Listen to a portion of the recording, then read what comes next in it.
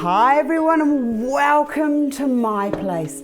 I'm very excited to continue on with Evergreen. The first part of the series was putting the foliage in. The next was putting the beautiful white and blush pink roses into it. And I think that last time I was here, I promised to show you what it looked like with the grandmother of all the flowers, the beautiful hydrangeas. Now we do have a lovely selection here at Prestige Botanicals, but I wanted to share how you can incorporate the fresh, if you've got them in your garden, into your design. So you've got your design which is for all year round, and then you can pop whatever flowers into it as the mood takes you. And then when things are growing in your garden, you can whip out there, get your snips, and then snip, snip, and then put them in. So I'm going to share what the hydrangeas look like. They're so beautiful. I think it's one of my most favorite flowers. And of course, as I said, it's the grandmother of all the flowers, and it's been here for right back beyond the dinosaurs. So I love them. The easiest way to incorporate the fresh in with the artificial is to either fill your vessel with water, or you can cheat the system and do what I do. Now you can use these little orchid vials that you can, when you're buying fresh orchids, these come with it, and it's got a little stopper on the top. But hydrangeas drink a lot of water, so you're best to be giving them a lot of water, and that won't last. And how do I know this? I did a wedding a few years ago and I used these, and the flowers were very droopy. I did them the day before and they were very droopy the next morning, and there was a terrible panic as I tried to rectify what could have been a disastrous broken heart for the bride. So what I do is I just get little jars like this. I'll take that out. No, I won't take that. I'm going to leave that in there because that's going to help support it. What else have we got? Oh, look at this. Isn't that just gorgeous? Beautiful. That can go down into there. And when you're picking them, there's a little tip. Don't pick when the sun is out. Pick them first thing in the morning or last thing at night.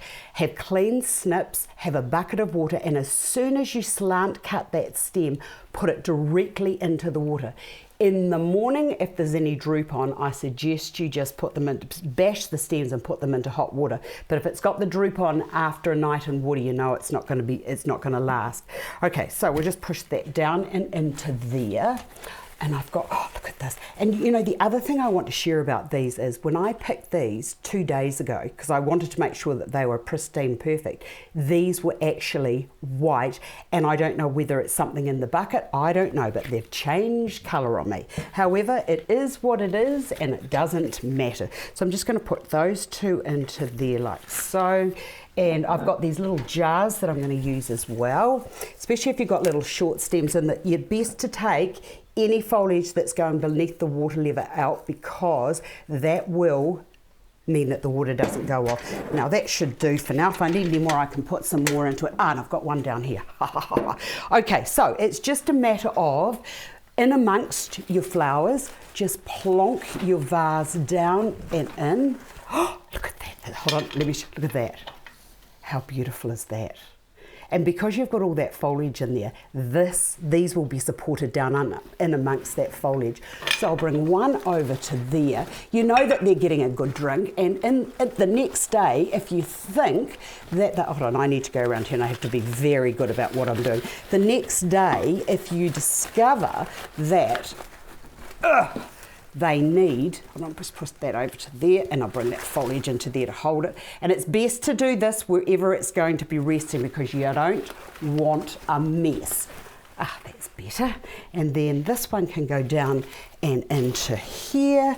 And then it's just a matter, as I said, of inserting your flowers in amongst to suit the look that you want. And I've got that little one there, so I'm just going to bring that there, and I'm going to show you what it's looking like in due course. And of course I'm not fiddling, because you know how we feel about fiddling, and it needs that one there's dropped down, but that's okay. But how's that?